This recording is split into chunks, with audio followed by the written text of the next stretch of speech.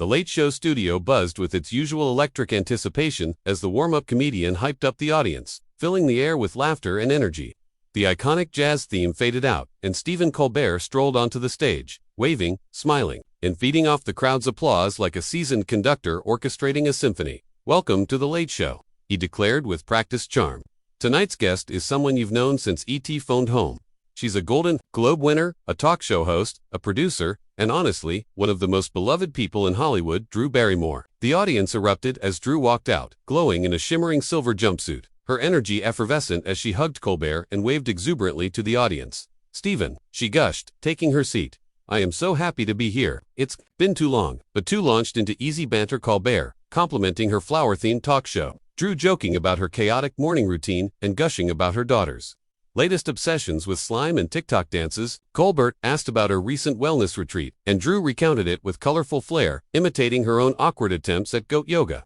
The crowd laughed generously, and the conversation flowed with the playful rhythm of two old friends catching up. But as the interview edged into its second act, Colbert subtly pivoted. His smile didn't fade, but the temperature dropped just a few degrees, noticeable only to the keen-eyed. "So, Drew," he began, flipping a card on his desk. "You've been in the news a bit lately, not for a movie or your show, but for something else. Let's talk about that writer's strike situation." The laughter in the audience dulled slightly. Drew's eyes blinked faster than usual. Her smile twitched. "Oh," she said, her voice lighter than air. "You mean that whole situation last year?" Colbert leaned forward, ever the gentleman but now a journalist with his claws politely sheathed. "Yeah," he said, "you decided to bring your show back during the WGA strike. That caught a lot of people off guard. There was a pretty vocal backlash, Evans, some picketing outside your studio. I mean, I've been there myself, wrestling with what's right during complex times." Drew nodded slowly, her fingers lacing together in her lap. "Stephen, I'm all about supporting writers. I am, always have been. That decision, it wasn't easy. We were trying to bring people joy, you know, light in a dark time. My intention wasn't to undermine anyone." The crowd murmured softly. Colbert pressed, gently. "But intention aside, it was interpreted by many as crossing the line. Even your head writers spoke out. You paused the show eventually, but by then the damage was done. Some said it tarnished your legacy."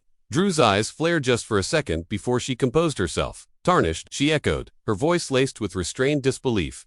"Stephen, I've worked my whole life in this industry. Since I was a child, I've had to fight harder than most just to stay afloat. That moment, it wasn't a betrayal. It was a miscalculation." She took a breath, sitting up straighter. "But to question my legacy over one moment, that feels a little unfair, don't you think?" Colbert didn't smile this time. "I think when you're a public figure with a platform, your actions, especially during collective labor movements, carry weight. You know that better than most." Drew's jaw tensed. "So are we doing this?" she asked, her voice quieter now, but more pointed. "Are we really going to take a complex situation and reduce it to a gotcha moment on late night?" Colbert raised an eyebrow. "No gotchas here, Drew, just giving you the space to explain." Drew leaned back, her body language shifting subtly, from open and bubbly to guarded and defensive. "I've apologized, I've owned it, but I'm also a human being. Stephen, I don't get everything right. None of us do. I don't need to be crucified for it over and over again." The tension in the room was now palpable. The audience, uncertain whether to laugh or stay quiet, hung on every word. Colbert nodded slowly. "No one's crucifying you, but people are holding you accountable." Drew narrowed her eyes. "Is that what this is? Accountability? Or just entertainment at my expense?" Colbert sat back, his expression unreadable. "You tell me." Drew looked away for a second, adjusting the hem of her sleeve.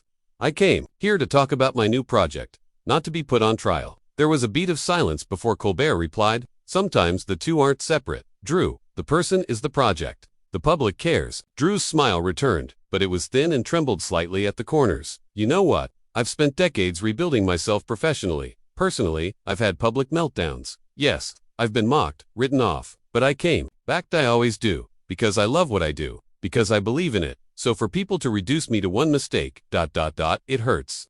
The vulnerability in her voice cut through the room. For a moment, Colbert seemed to soften, but he didn't retreat.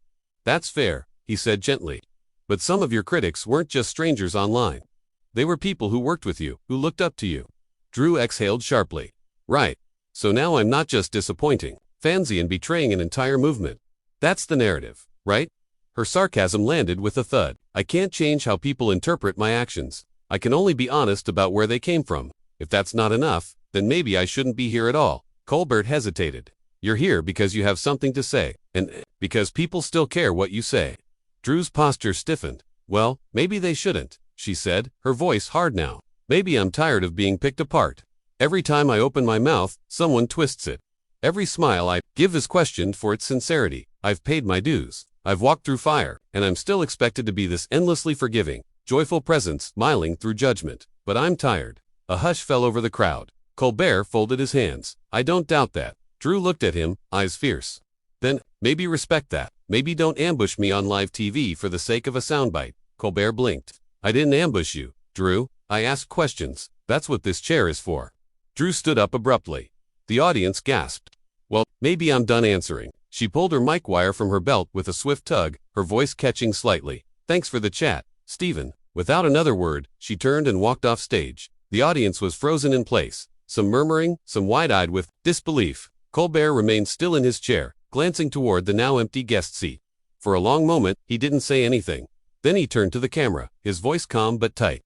That was Drew Barrymore. Everyone nervous. Laughter and polite applause filled the air, but it was thin. The band started to play softly, unsure whether to swing into full outro or wait. Colbert stood, smoothing his jacket, and offered a wan smile. We'll be right back. The camera cut to commercial, but backstage, chaos brewed. Producers scrambled to figure out if Drew would return. Her team huddled around her, trying to cool the fire that had erupted. Her publicist's phone rang nonstop, and Drew, still micked up without realizing, was heard saying, I should never have come on this show. That was a setup. That was a goddamn setup. Within minutes, the clip began circulating online. Drew Barrymore walks out on Colbert, blared across headlines. Social media lit up like wildfire. Hashtags, #TeamDrew, and #Colbert, ambush trended. Within the hour, media outlets dissected every word. Some called Drew brave, others called her unhinged.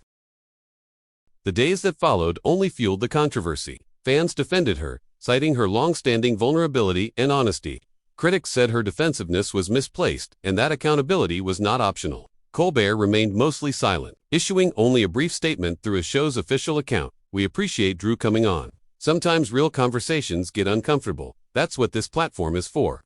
Drew posted a video days later, sitting cross-legged, on the floor of her dressing room, eyes raw but determined. I walked off because I felt cornered, she said.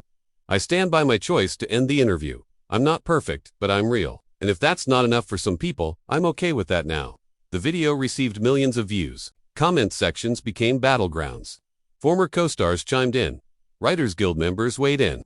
Industry veterans urged for compassion, while others underscored the importance of facing tough questions. Rumors circulated about Drew canceling upcoming appearances. Some claimed she would avoid late-night shows altogether.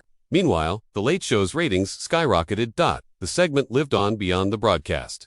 Think pieces poured out, some hailing it as a watershed moment in celebrity culture. Others lamenting the increasingly blurred lines between accountability and spectacle. College courses on media ethics cited it. Podcasts debated it. Meme accounts remixed it. Footage of Drew storming off with the words, "I'm done answering," became a viral sound on TikTok. And yet, despite all the buzz, the real outcome remained uncertain. Drew retreated from the spotlight briefly, choosing to spend time with her daughters. Colbert, in a future interview, admitted, "We don't plan these moments, they just happen. And when they do, they reveal things about us, about the culture, about where we draw the line."